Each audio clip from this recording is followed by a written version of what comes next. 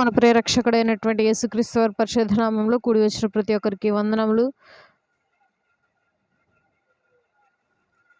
మరి దేవుడు అనుగ్రహించినటువంటి గొప్ప మహాకృపను బట్టి మరలా ఇంకో దినమున దేవుని సన్నిధిలో కూర్చొని మరి యొక్క అంశమును మనము ధ్యానిద్దాం. ఈ యొక్క అంశంలోనికి వెళ్లే ముందు చిన్న ప్రార్థన చేసుకొని మరి అంశమును మొదలు పెట్టుకుందాం. అందరు తలల వంచి కళ్ళు మూసుకున్నట్లయితే ప్రార్థన చేసుకుందాం. మమ్మల్ని మిక్కిలిగా ప్రేమించిన మా ప్రియ పరలోకపు తండ్రి, నీవు ఇచ్చినట్టు గొప్ప దినాన్ని బట్టి సమయం బట్టి వందనములు, స్తుతులు, స్తోత్రములు నాయన. నిన్నటి వరకు మిరకల కాపుదల భద్రపరిచి మా జీవితంలో ఇంకొక రోజును అనుగ్రహించారు. వందనములు తండ్రి. ఎంతోమంది ఈ రోజును చూడలేక నశించిపోతుండగా మీరు మమ్మల్ని అలాగ చేయకుండా మమ్మల్ని ఇప్పటికీ సజీవులకు ఉంచినటువంటి విధానం బట్టి వందనములు నా తండ్రి. ప్రభా, ఈరోజు నా ప్రభా మరి ఆదివారపు ఆరాధనలో వాక్య భాగమునకు వచ్చి ఉన్నాం తండ్రి. ఈ యొక్క వాక్య భాగంలో మేమందరము నా తండ్రి నీ యొక్క మాటలు వినుటకు ఆసక్తిగా కూర్చుని ఉన్నాం. నా తండ్రి, దీనురాలను అల్పురాలను నా ప్రభువా, ఏ జ్ఞానము లేనటువంటి నన్ను నా తండ్రి నీ సన్నిధిలో నిలవబెట్టి నీ మాటలు నా నోటి నుండి వచ్చుటకు సహాయం చేస్తున్నారు. అట్టి విధముగా నా తండ్రి ఇప్పుడు కూడా మీరు నన్ను లేవనెత్తి నా ద్వారా మీరు వారితో ఏ విధంగా మాట్లాడాలని ఆశపడుచున్నారు అట్టి విధమైన మాటలు నా నోటి నుండి వచ్చుటకు మీరు సహాయం చేయమని నాకు తోడుగా ఉండి తండ్రి ప్రభువా, వాక్యోపదేశము చేసేటప్పుడు ఎటువంటి అనాలోచితాలు జరగకుండా తండ్రి నీ ఆత్మతో నన్ను నింపమని చిన్న ప్రార్థన మీ పాదాల చెందుకు చేర్చుకోమని యేసునామమున పెట్టి అడిగి వేడుకొంచి ప్రార్థిస్తున్నాం తండ్రి, ఆమేన్. సరే, ఈరోజు టాపిక్ ప్రజలు దేవుణ్ణి నిందిస్తున్నారు. ఎవరిని? దేవుణ్ణి. ప్రజలు దేవుణ్ణి ఎందుకు నిందిస్తున్నారు? ప్రజలు దేవుణ్ణి ఎందుకు నిందిస్తున్నారు? అసలు దేవుడు ఏం చేశాడు? ఎవరిని నిందించాలి? దేనికి నిందించాలి? అసలు ఎప్పుడు నిందిస్తారు? ఎలా నిందిస్తారు? నిందించే విషయంలో చాలా క్వశ్చన్స్ వస్తూ ఉంటాయి. ప్రజలు దేవుడు చక్కగా తయారు చేసి చక్కటి సృష్టిలో పెడితే ప్రజలకి చిన్న దోమ కుడితే చి దేవుడు అంటున్నారట. చిన్న కొద్దిగా ఆకలి అనిపిస్తే చి దేవుడు అంటున్నారట. గొప్ప ఎగ్జాంపుల్ ఇజ్రాయేలీలు. బానిసత్వంలో నుండి తీసుకొచ్చి కానాను ప్రదేశానికి తీసుకెళ్తుంటే ఆకలేస్తుంది, ఏంటి దేవుడు అన్నారు. దాహం వేస్తుంది, ఏంటి దేవుడు అన్నారు. తీసుకెళ్లే దేశం మాత్రం వాళ్ళు మర్చిపోయారు, కానీ దేవుణ్ణి మాత్రం నిందిస్తున్నారు. దేవుణ్ణి నిందించాక దేవుడికి కోపం వచ్చి నశింపజేస్తే దేవుడి తప్పు అన్నారు. అవునా కదా? ఇప్పుడు ఏమంటున్నారు? యెహోవా దేవుడు అని అంటే ఏమంటున్నారు? అంతమంది అరణ్య ప్రదేశానికి తీసుకెళ్ళి చంపినవాడు దేవుడు ఎట్లా అవుతాడు? హంతకుడు అవుతాడు అని అంటున్నారు. ఇప్పుడు అది ఎట్లా న్యాయం? మరి వాళ్ళు చేసింది ఏంటి? సరే, ఫస్ట్ నుండి వద్దాం, మన నుండే వద్దాం. అసలు మరి మానవుడికి ఒక విరోధి ఉన్నాడు, తెలుసా? ఎవరా? మానవునికి ఒక విరోధి ఉన్నాడు, ఒక స్నేహితుడు ఉన్నాడు. మన జీవితంలో కూడా విరోధులు ఉన్నారు, స్నేహితులు ఉన్నారు. మరి దైవికంగా విరోధి ఎవరు? శత్రువు ఎవరు అని అంటే మనకు ఉన్నటువంటి ఖచ్చితమైన విరోధి, మనకి దేవునికి కామన్ విరోధి అపవాది. ఈ అపవాది ఏం చేశాడు? పరలోకంలో ఆశించాడు సింహాసనాన్ని, దేవుడు తోసివేశాడు భూలోకానికి. ఇప్పుడు ఈ సాతాను ఏం చేశాడు? భూలోకానికి వచ్చి దేవుని మీద పగ తీర్చుకోవటానికి అవ్వగారికి లేనిపోని ఆలోచనలను చెప్పి మరి అవ్వను దారి మళ్లించటం జరిగింది. దేవుడు చేశాడా ఈ పని? చేయలేదే, మనిషేగా చేసింది. మరి సృష్టి ఎందుకు సృజించాడు దేవుడు? అసలు సాతాను ఎందుకు చేశాడు? సాతాను చెడ్డవాడని తెలిసి కూడా ఎందుకు నాశనం చేయట్లేదు? అసలు ఈ సృష్టి ఎందుకు? సృష్టిలో మనం ఎందుకు? ఈ గాలి ఎందుకు? చెట్టు ఎందుకు? నీడ ఎందుకు? ఈ గందరగోళం అంతా ఎందుకు? అసలు మనం ఎందుకు? మనకి ఇన్ని బాధలు ఎందుకు? పిల్లలు ఎందుకు? పిల్లల్ని పెంచడం ఎందుకు? వాళ్ళకి కష్టపడి పెళ్ళిళ్ళు చేయటం ఎందుకు? వాళ్ళ పిల్లల్ని చూసుకోవటం ఎందుకు? ఇన్ని బాధలు ఎందుకు మనిషికి? అసలు మనిషిని ఎందుకు తయారు చేశాడు అని ఆలోచన చేస్తే ఫస్ట్ నుండి సృష్టికి వద్దాం. అసలు సృష్టిని ఎందుకు చేశాడు? ఫస్ట్ నుండి వస్తే ఆది యందు దేవుడు భూమి ఆకాశములను సృజించెను. తర్వాత జలముల మీద ఎవరు అల్లాడుతున్నారు? నువ్వు నేను అల్లాడట్లా. దేవుని ఆత్మ అంటే నేను రాత్రి చెప్పుకున్నాం, ఆయన పేరేంటి? పరిశుద్ధాత్మ. పరిశుద్ధాత్మ జలములపై అల్లాడుచుంది. అప్పుడు తండ్రి చూసి వెలుగు కమ్మని పలుకగా వెలుగు కలిగెను, చీకటి పోయింది. సో అట్లా ఒక సృష్టిని తయారు చేసుకున్నాడు. అది ఆయన ఇష్టం. నువ్వు నేను ఎదిరించి మాట్లాడేంత అర్హులం కాదే. సరే సృష్టిని చేసుకున్నావు, నన్ను ఎందుకు చెయ్యాలి? పాయింట్. సృష్టిని చేసుకున్నావు, గాలిని చేసావు, పుట్టని చేసావు, మొక్కని చేసావు, నన్ను ఎందుకు చేసావు నువ్వు అని ఆలోచన చేస్తే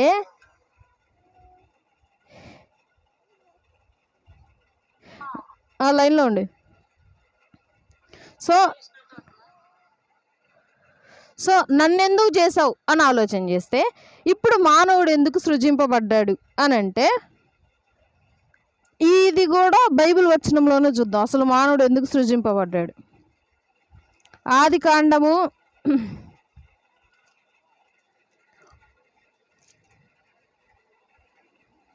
2వ అధ్యాయము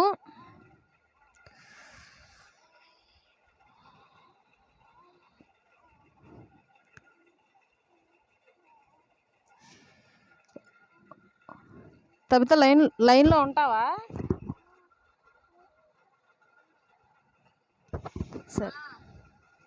సరే బైబిల్ తీసి చదువుతూ ఉండు.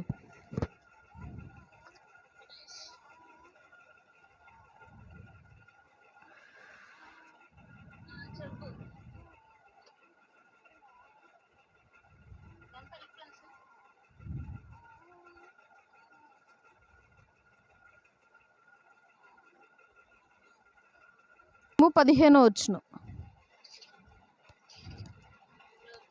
పిన్నాడు పెట్టాను, ఒక్క నిమిషం. ఆది కాండము 2వ అధ్యాయము 15వ వచనం.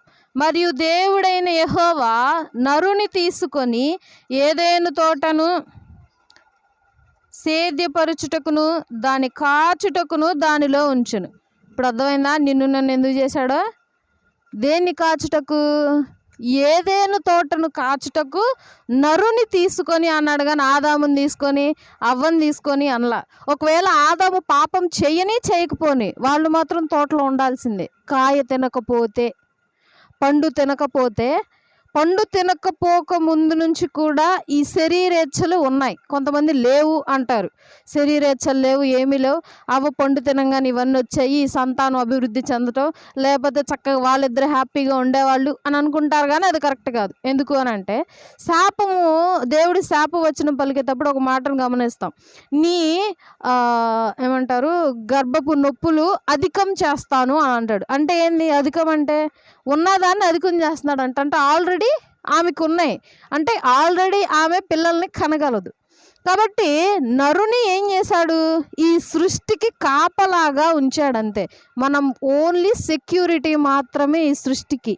ఈ చెట్లకి కాపలా, ఈ పుట్టకి కాపలా, ఈ గాలికి కాపలా, ఆ ఎండకి, ఆ సూర్యుడికి, చంద్రుడికి మాత్రమే కాపలా. మనకు కావాలని చెప్పి దేవుడు నా పోలికలో కావాలి, నాకులాగే కావాలి, పోలికలో చేశాడు కరెక్టే, కానీ నాకంటూ బిడ్డలు ఉండాలని చేయటం కరెక్ట్, ఆలోచన కరెక్ట్ కాదు. కానీ దేవుడు మాత్రం సేద్యపరచుటకు మాత్రమే తయారు చేశాడు. వారు అతిక్రమించారు, పాపాన్ని తప్పు చేశారు. కాబట్టి వారికి శాప విమోచనం ఏంటి? ఇక నుండి నువ్వు భూమి దున్నితే అది నీకు పంట పండించదు, ఎంత కష్టపడ్డా సరే నీ ధనం వెనక్కి వెళ్ళిపోతూ ఉంటావు మొదలుపెట్టింది. కాబట్టి కష్టపడి పని చేస్తాం. సరే, మానవుడికి పాపం వచ్చేసింది. ఇంతకు ముందు దాకా మానవునికి పాపం ఉందా అంటే లేదు. మానవుడు ఫ్రెష్గా ఉన్నాడు, లైక్ ఏ రోబోట్. ఒక రోబోలా ఉన్నాడు, ఒక రోబోలా నడుస్తున్నాడు, ఒక రోబోలా పంటని కాస్తూ ఉన్నాడు, కాపలా కాస్తూ ఉన్నాడు ఒక రోబోలాగా. ఎవరి నుండి కాపలా కాయాలి పంటని? ఇప్పుడు సపోజ్ ఇల్లుంది, ఇంటి ముందు కుక్కను పెంచుతాం. ఎవరి నుండి కాపలాగా పెంచుతాం?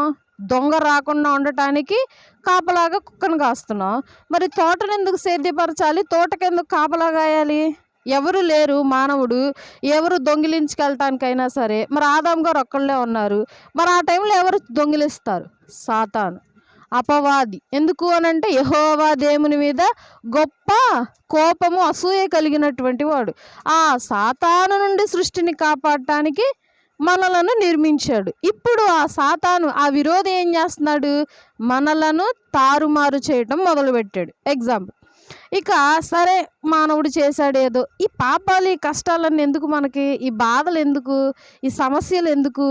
ఇది సృష్టిలో ఒక భాగం చెప్పాలంటే. ఇప్పుడు ఒక బంగారం ఉంది, బంగారం భూమిలో నుంచి దొరకగానే తీసుకెళ్ళిపోయి ఒక చైనో ఒక ఉంగరమో చేయరు. దానికంటూ స్టేజెస్ ఉంటాయి. ఒక్కొక్క స్టేజ్లోకి వెళ్తే చివరి స్టేజ్కి వచ్చేసరికి అది ప్యూరిఫై అవుతుంది. వాటర్ కూడా అంతే. చెరువులో వాటర్ కూడా తీసుకెళ్ళి కొద్ది కొద్దిగా కొన్ని కెమికల్స్ కలపటము, కొన్ని ప్యూరిఫై చేయటము, దాన్ని బాయిల్ చేయటము, ఎంతో కొంత చేస్తే చివరికి మంచి నీరు వస్తుంది. అట్లాగే మానవుడు కూడా అంతే.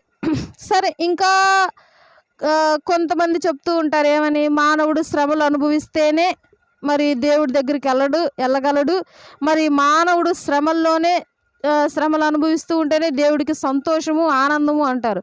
మరి దేవుడు నిజంగా మానవుడిని ప్రేమిస్తే ఎందుకు శ్రమలను ఇస్తున్నాడు? దేవుడు శ్రమల్లో ఎందుకు సంతోషించమంటున్నాడు అని అంటే బైబిల్ వచనం ఒకటి చూద్దాం.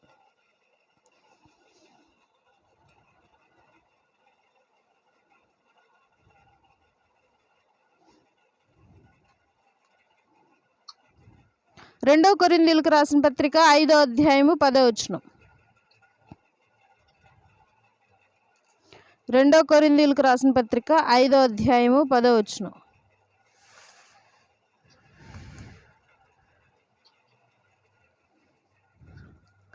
ఎందుకనగా తాను జరిగించిన క్రియలు చెప్పున అవి మంచివైనను సరే చెడ్డవైనను సరే దేహముతో జరిగించిన వాటి ఫలమును ప్రతి వాడు పొందినట్లు మనమందరము క్రీస్తు న్యాయపీఠము ఎదుట ప్రత్యక్షము కావలయును. ఇప్పుడు మానవుడి ఎదుట మంచి ఉంది, చెడు ఉంది. ఇప్పుడు ఎగ్జాంపుల్గా కొన్ని చూడొచ్చు. ఎక్కడ అనంటే ఏదైనా తోట. మానవుడికి మంచినిచ్చే వృక్ష ఫలము కనిపిస్తుంది, చెడునిచ్చే వృక్ష ఫలము కనిపిస్తుంది. కానీ మానవుడు ఏమి ఎంచుకున్నాడు? చెడునే ఎంచుకున్నాడు. ఎందుకు అనంటే ఇన్ఫ్లుయెన్స్. అంటే ఒకళ్ళు చెప్తే, ఒకళ్ళు ఆశ చూపితే మానవుడి జ్ఞానం పక్కకు తప్పుతుందా? మరప్పుడు మానవుడి జ్ఞానం ఎలాంటిది? అందుకే బైబిల్ సెలవిస్తుంది, జాగ్రత్త పడండి, మోసపోకుడి, దేవుడు వెక్కిరింపబడడు అని అంటుంది బైబిల్. ఇప్పుడు దేవుడు నీ ముందు చాలా పెట్టాడు. జీవాన్ని పెట్టాడు, మరణాన్ని పెట్టాడు, ఆశీర్వాదాన్ని పెట్టాడు, శాపాన్ని పెట్టాడు. ఏం తీసుకుంటావో అది నీ ఇష్టం. నీ సొంత ఆలోచనకు వదిలేశాడు. దేవుడు చేసింది అదే తప్పు. మానవుడి జీవితంలో చేసిన తప్పు అదే. మానవుడు ఏ విషయాల్లో, ఏ సందర్భాల్లో దేవుణ్ణి నిందిస్తాడో చూద్దాం. ఇప్పుడు సపోజ్ ఎగ్జాంపుల్గా నేనున్నాను. నేనేం చేశాను?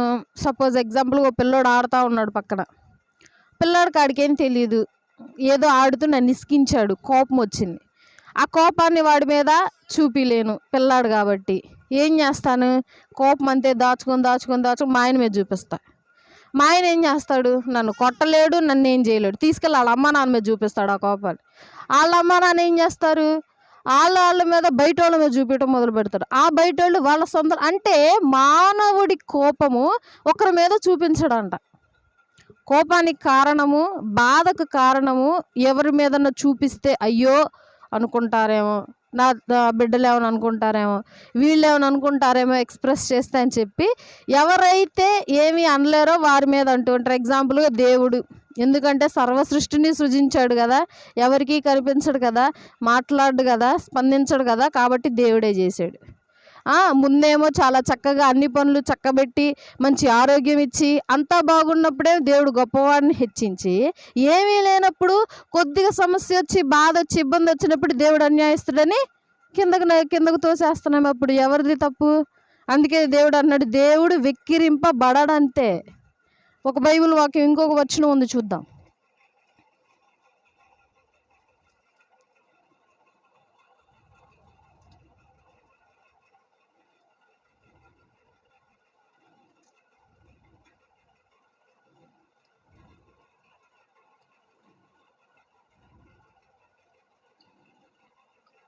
పదో అధ్యాయము 13వ వచనం.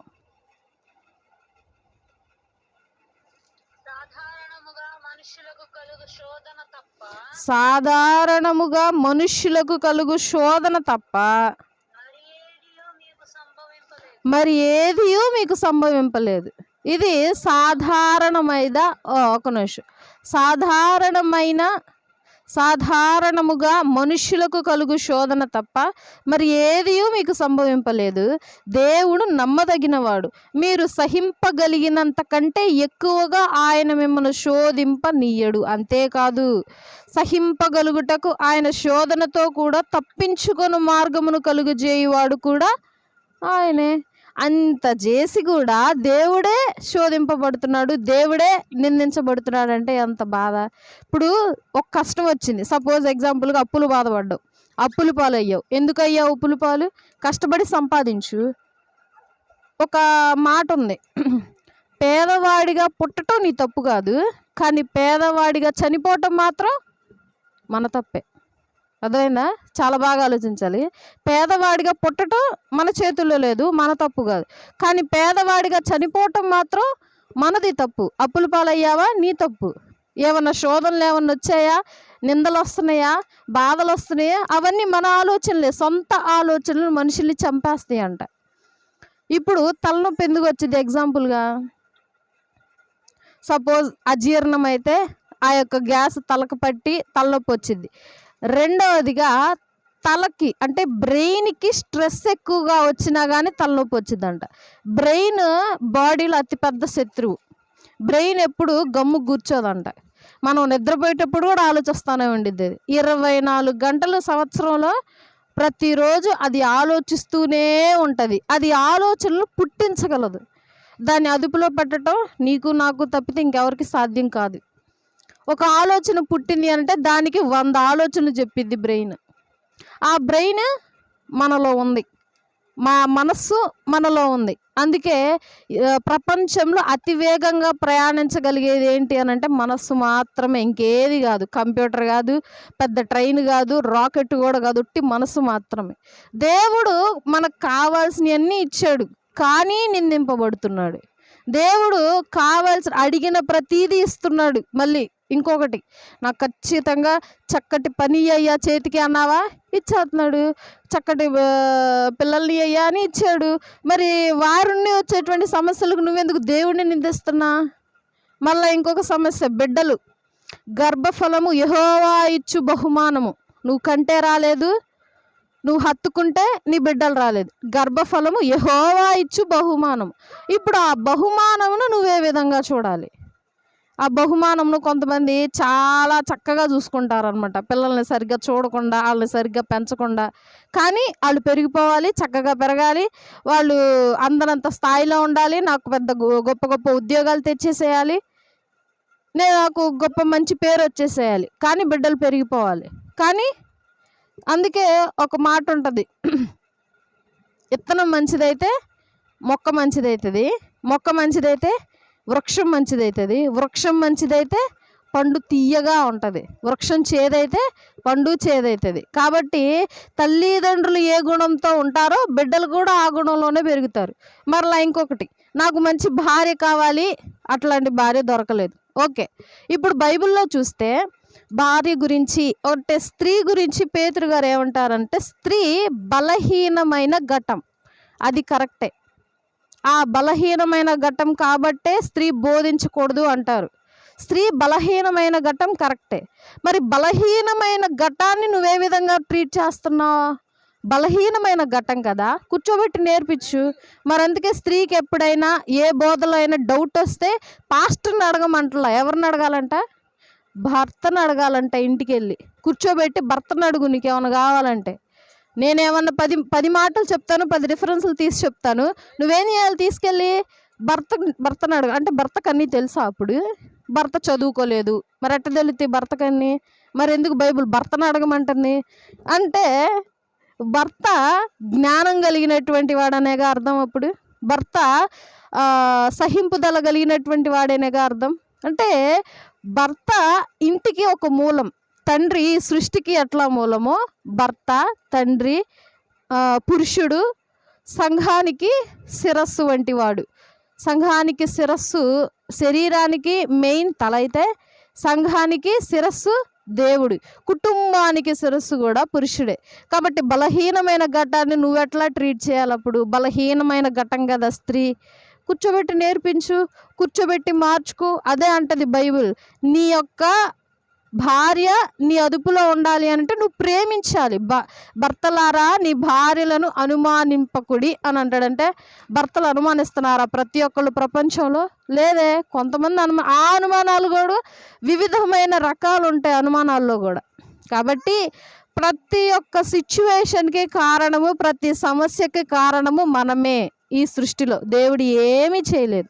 దేవుడు చేసిందంతా మనల్ని చేశాడు. అదే పెద్ద తప్పు దేవుడికి. ఇప్పుడు దేవుడు చాలా హ్యాపీగా ఉన్నాడు. దేవుని పద్దాక స్తుతించాలా, ఆరాధించాలా. దేవుడు అక్కడ అడిగాడు, నన్ను 24 గంటలు స్తుతించు, 24 గంటలు ఆరాధించు అని దేవుడు అడుగుతున్నాడా? స్తుతించడం అంటే ఏంటి, ఆరాధించడం అంటే ఏంటి మెయిన్గా? ఇప్పుడు ఎగ్జాంపుల్గా నేనున్నాను, ఈ వాచ్ ఎవరు కొనిపించారు, భలే ఉందంటది పక్కన ఆమె. మా నాన్న కొనిపించాడు. అబ్బా మీ నాన్న కొనిపించాడా? స్తుతింపబడ్డాడు మా నాన్న. ఈ బట్టలు ఎవరు ఇచ్చారు నీకు, వేసుకున్నావు? నా భర్త కొనిపించాడు. నీ భర్త కొనిపించాడా? భలే ఉన్నాయే, స్తుతింపబడ్డాడు. స్తుతి అంటే ఇది, కూర్చోబెట్టి 24 గంటలు స్తుతి స్తుతి స్తుతి స్తుతి అంటే అది స్తుతి కాదు. మరి అంతే, స్తుతింపబడువాడు దేవుడు అవుతాడు. మరి స్తుతింపబడుతున్నాడుగా తండ్రి కూడా దేవుడే. అంటే ఆ లెక్కలో వేరే లెక్కలో. మరి పరలోకంలో 24 గంటలు పరిశుద్ధుడు పరిశుద్ధుడు పరిశుద్ధుడు అని స్తుతింపబడుతున్నాడు. మనం కూడా అలాగే స్తుతించాలా. పద్దాక పనులన్నీ మానుకొని చర్చిలకి వెళ్తా దేవుణ్ణి స్తుతించాలి. ఎంత అన్యాయం చేస్తా కూడా దేవుణ్ణి ఎందుకు స్తుతించాలి అని అంటారు.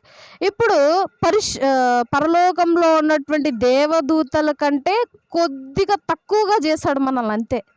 ఏంటి, మనమే తక్కువ దేవదూతల కంటే, కానీ పరలోకంలో స్థానం మాత్రం మనకే ఎక్కువ. పరలోకంలో దేవదూతలు మనల్ని తయారు చేశాడు, మనల్ని సృజించాడు ఈ గొప్పవాడని చెప్పి కృతజ్ఞతతో వాళ్ళు 24 గంటలు అంటే వారు ఆపకుండా స్మరిస్తూ ఉంటారంట, పరిశుద్ధుడు పరిశుద్ధుడు పరిశుద్ధుడు. ఏంటి, ఒక్క దేవదూత స్వరూపం ఇచ్చాడని చెప్పే వాళ్ళు 24 గంటలు కృతజ్ఞతతో పరిశుద్ధుడు పరిశుద్ధుడు పరిశుద్ధుడు అని అనుకుంటున్నాడే. మనకంత శ్రమ ఎవడని ఇచ్చాడా? బైబిల్లో నువ్వు నా కోసం ప్రార్థన చేయాలి, పద్దాగా నువ్వు ఉపవాసం ఉండాలి, నా కోసం బలులు అర్పించు, ఇవేం కఠినమైన మనకేం అప్పగించలేదే. బలులనేవి మనం తెచ్చుకున్నాం, ఉపవాసం అనేది మనం తెచ్చుకున్నాం, శ్రమలు మనం తెచ్చుకున్నాం, నిందలు మనం తెచ్చుకున్నాం, బాధలన్నీ మనం తెచ్చుకున్న వాటికి దేవుడిని నిందించడం అది ఎంత మాత్రం కరెక్ట్? సరే, నన్ను ఎందుకు పుట్టించాడు, ఏం అవసరం, నేను అడిగానా అని అంటే, ఈ సమస్త సృష్టిలో కోట్ల మంది జనంలో నువ్వు ఒక పురుగు మాత్రమే, అంతేనా? మనమేం పెద్ద స్పెషల్ కాదు. నువ్వే కావాలి అని చెప్పి దేవుడేం స్పెషల్గా నిన్ను చేయలేదు. సమస్త సృష్టిలో నువ్వు ఒక పురుగువి, ఒక్క మానవుడివి, వాళ్ళ లెక్కలో ఒకడివి, అంతే. నిన్ను స్పెషల్గా దేవుడు ఏం చేయలే. ప్రతి ఒక్కరిని చేశాడు దేవుడు, కానీ యథార్థవంతులుగానే చేశాడు దేవుడు. ఎవరిని దుష్టులుగానో దుష్ట ఆలోచనలు కలిగేటువంటి మైండ్గానో చేయలే. చేసే ప్రతి ఒక్కరిని వైట్ పేపర్గా చేశాడు. వారి మనసులు కానీ మెదడు కానీ ప్రతిదీ. తర్వాత నువ్వేం రాసుకుంటావో అది నీ ఇష్టమని వదిలేశాడు. జీవాన్ని, మరణాన్ని, ఆశీర్వాదాన్ని, శాపాన్ని నీ ఎదుట ఉంచాడు. తప్పే కాదే. దేవుడు నిన్ను స్వేచ్ఛగా ఉంచాలనుకున్నాడు, స్వేచ్ఛగా బ్రతకనివ్వాలనుకున్నాడు. ఇప్పుడు పిల్లోడు ఉన్నాడు, ఆయన పట్టేసుకొని ఉంటే ఆడికి ఎట్ట ఉంటుంది? గొక్కబెట్టి ఏడుస్తాడు. దేవుడు అది చేశాడు, నిన్ను వదిలేశాడు స్వేచ్ఛగా. నీకు ఇష్టమైన వెళ్ళు, నీకు ఇష్టమైన చోటుకెళ్ళు, నీకు ఇష్టమైనట్టు బతుకు, నేను చూసుకుంటాను నిన్ను అని అంటున్నాడు దేవుడు. ఒకవేళ నీకేమైనా కాలికి ఏమైనా దెబ్బ తగిలిందా, నేను చూసుకుంటాను. నీకేమైనా ఇబ్బంది పడిందా, నేను చూసుకుంటాను అంటున్నాడు. దానికంటే ఇబ్బంది ఏముంది? దేవుడు చేసిన నష్టం ఏంటి, దేవుడు చేసిన తప్పేంటి మన జీవితంలో అంటే ఏమీ లేదు. సరిగ్గా ఆలోచిస్తే మనం ఏ చేసాం. అందుకే దేవుడు అంటున్నాడు, ఒక వచనం చూద్దాం దేవుడు ఏమంటున్నాడు.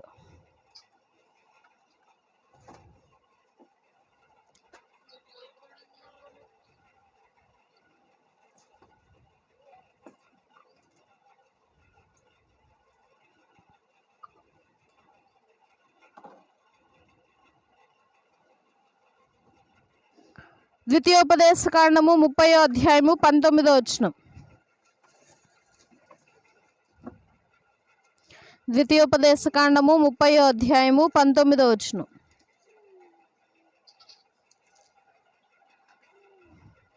నేడు జీవమును, మరణమును, ఆశీర్వాదమును, శాపమును నేను నీ ఎదుట ఉంచి భూమి ఆకాశములను నీ మీద సాక్షులుగా పిలుచుచున్నాను. భూమిని, ఆకాశాన్ని సాక్షులుగా పెట్టేశాడంట మన ఇద్దరికి. ఎవరికి? మానవుడికి, దేవునికి. ఇప్పుడు వాళ్ళు చేసే ప్రతీదీ, వాళ్ళు దేవుణ్ణి నిందించటం కానీ, దేవుణ్ణి ఘనపరిచే విధంలో కానీ ప్రతి ఒక్కటి సాక్ష్యంగా చెప్తారంట. ఒకానొక కాలం వస్తుంది, మన చేష్టలకి, మన ఉనికికి, మన ఆలోచనకి, ప్రతి దానికి మనం లెక్క అప్పచెప్పాల్సిందే. మానవుడు ఎందుకు ఇవన్నీ తెచ్చుకున్నాడంటే స్వకీయంగా చేసుకున్నటువంటి తప్పితే దేవుడు సృజించినవి కాదు, దేవుడు చేసినవి కాదు.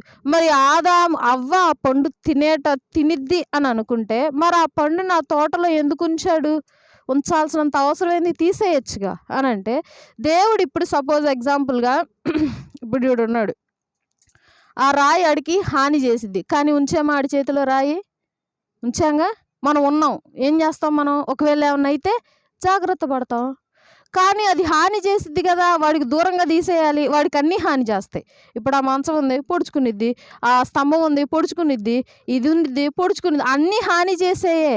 కానీ మనం ఏం చేస్తాం? వాడికి ఒకసారి దెబ్బ తగిలితే ఇంకోసారి దాని జోలికి వెళ్ళకుండా ఉంటాడు. ఒకసారి పొడుచుకుందా వాడు ఇంక తర్వాత వంగి నడుస్తున్నాడు, ఏడ పొడుచుకునిద్దా అని. మానవుడి గుణం అలాంటిది. ఒకసారి దెబ్బతింటే ఇంకోసారి వెళ్ళడు దాని జోలికి. అందుకని పండు పెట్టాడా, అందుకే మేము నాశనం అయిపోయావు. దేవుడు ఎప్పుడు మన నాశనాన్ని కోరుకోడు. తల్లిదండ్రులు బిడ్డల నాశనాన్ని ఎట్లా అయితే కోరుకోకుండా ఉంటారో, మానవుని నాశనం కూడా దేవుడు కోరుకోడు. అందుకే ప్రతిదీ ఓర్చుకొని సహించుకొని దేవుడు సైలెంట్గా చూస్తూ ఉంటే మానవునికి వచ్చిన కష్టాలు ఎవరికి చెప్పుకోలేక, ఎవరిని అనలేక తీసుకెళ్ళిపోయి దేవుణ్ణి అంటున్నాడు. గొప్ప ఎగ్జాంపుల్ ఇజ్రాయేలీలు. చక్కటి స్థితిలో ఉన్నప్పుడేమో బ్రహ్మాండంగా ఉన్నారు. కానాను ప్రదేశంలో ఉన్నప్పుడు ఎవరు? గోత్రికులు, 12 మంది అన్నదమ్ముళ్ళు. తర్వాత యోసేపు గారి కోసం ఐగుప్తు దేశానికి వచ్చారు. యోసేపు గారు ఉన్నంత కాలం వారు చక్కగా హ్యాపీగా బతికారు. యోసేపు గారు చనిపోయిన వెంటనే ఫరో రాజు లేచాడు, వారిని శిక్షించడం మొదలుపెట్టారు. వెంటనే దేవుడిని మొక్కారు. దేవుడు వారిని కనుకరించి తీసుకెళ్లి కానాను దేశాన్ని నడిపించాడు. కానాను దేశానికి నడిపించిన వెంటనే విగ్రహాన్ని లేపారు. నాకు ఈ దేవుడే మమ్మల్ని కానాను దేశం నుండి నడిపించాడు. ఎంత తప్పది? ఎండప్పుడు మొబ్బునిచ్చాడు, వర్షం అప్పుడు చల్లగా మొబ్బునిచ్చాడు. ఏ కాలు కందకుండా దేవుడు సముద్రాన్నే చీల్చి నిన్ను జాగ్రత్తగా తీసుకెళ్ళి స్వదేశానికి చేరిస్తే దూడ తీసుకొచ్చిందా నిన్ను కానాను దేశానికి? ఒక విగ్రహం తీసుకొచ్చిందా? ఎంత తప్పు, ఎంత అన్యాయం ఇది! మానవుడు చేసే తప్పు ఎవరికి కనిపించకుండా దేవుడు ఏం చేశాడని దేవుడిని నిందిస్తున్నాం మనం. దేవుడు ఏమీ చేయలేదు నిన్ను నన్ను సృష్టించడం తప్పితే. నేను అదే తప్పు అంట. మానవుడికి సొంత ఆలోచన ఇవ్వడం తప్పు.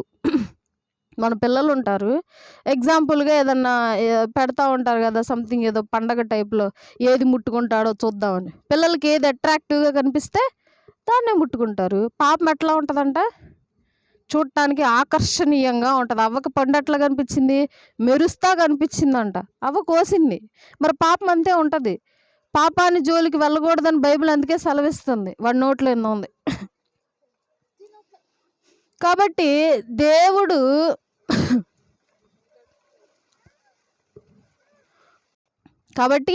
దేవుడు మనలను ప్రేమతో సృజించాడు. ఈ లోకమును ఎంతో ప్రేమించను అని బైబిల్ సెలవిస్తుంది. కాబట్టి దేవుడు ఎక్కడ ఎవరికి అన్యాయం చేయలేదు, ఎవరికి అన్యాయస్తుడు కాడు, భేదాలు చూపించడు. కాబట్టి ఈ మాటలు మన హృదయంలో భద్రపరుచుకోవాలని మనవి చేస్తూ, ఇచ్చిన మాటలు దేవుడు మన వినికిడిలో దీవించి ఆశీర్వదించునుగాక. ఆమేన్. గా ప్రేమించిన మా ప్రియ పరలోకపు తండ్రి, నీవిచ్చినటువంటి గొప్ప దినం బట్టి, సమయం బట్టి వందనములు, స్తుతులు, స్తోత్రములు ఆయన. వినేటువంటి వాక్యమును మా హృదయంలో భద్రపరచండి.